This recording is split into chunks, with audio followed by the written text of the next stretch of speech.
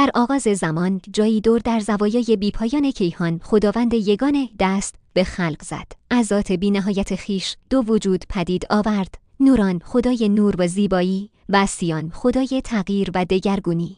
جهان در توازن کامل بود. نور و تاریکی، زایش و تغییر هر یک در جای خود معنا می‌یافتند.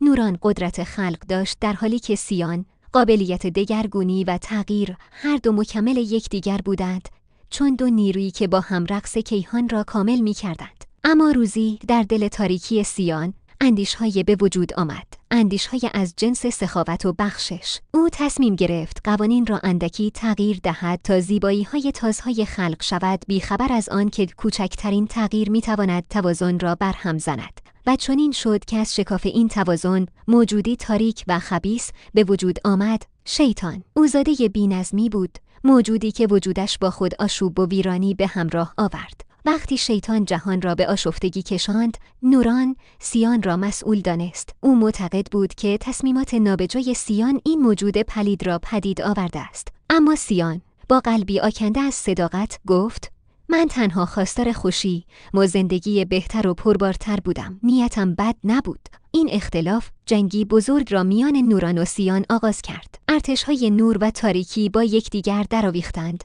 و جهان به میدانی برای نبرد جاودان تبدیل شد. در میان این آشوب، چون تمام مخلوقات به هم وصل بودند، روی انسان نیز تأثیر گذاشتند و موجودی به نام بشر پدیدار شد، مخلوقی شکننده و پر از چالش. بشر هرچند کوچک و ناشناخته، حامل ظرفیت‌های عظیم بود. موجودی که می‌توانست هم به سمت نور گام بردارد و هم در تاریکی گم شود. خداوند که ناظر این کشمکش بود، فرمان داد: سیان، تو که تغییر را به جهان آوردی، اکنون باید نقش آزمونگیر را بر عهده بگیری. دو چالش‌ها و آزمون‌هایی برای مخلوقات می‌آفرینی و از این راه درستی یا نادرستی عمل خود را ثابت خواهی کرد. اما شیطان در سکوت تاریکی خود نقش‌های دیگر کشید. او بشر را به خواب فرو برد، خوابی که در آن هم هر چیز کامل شبیه سازی شده بود.